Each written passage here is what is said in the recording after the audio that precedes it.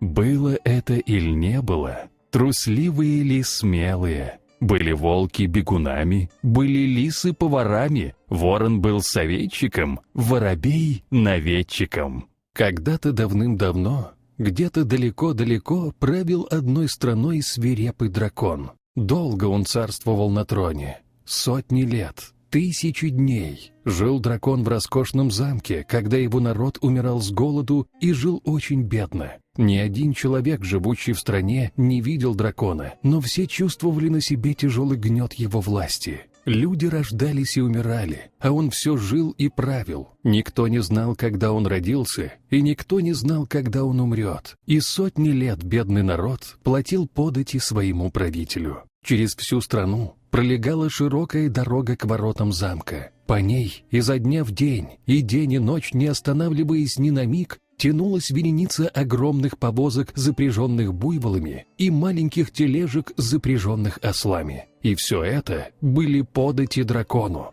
В этой же стране жил со своим дедом мальчик по имени Маунктин. Не было у него ни отца, ни матери. Он остался сиротой, когда еще был младенцем. Мальчик вырос трудолюбивым и добрым. Как-то раз Маунктин работал в поле. Он часто помогал своему деду по хозяйству. В этот день мальчик собрал много урожая и очень устал. Он из последних сил разложил пшеницу по мешкам и загрузил в тележку. Работа была закончена, теперь можно было и отдохнуть. Маунктин решил поиграть в мяч. Игра доставляла ему удовольствие. Он умело набивал мячик ногами и веселился. Неподалеку проходил налоговзыматель дракона. Он услышал детский смех и мигом оказался рядом с Маунктином. Ага, вот и попался. Смеешься, веселишься, значит, живешь в довольстве и достатке.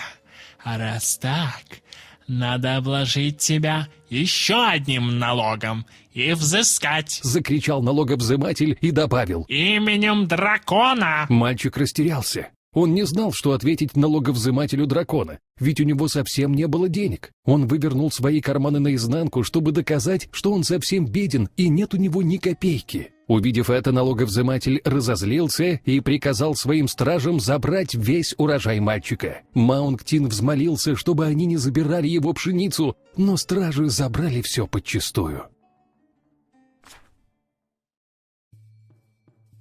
Ох, и трудный же был сегодня день.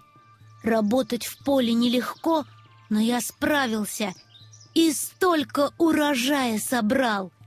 Дедушка будет мной доволен. Осталось только разложить эту пшеницу в мешки.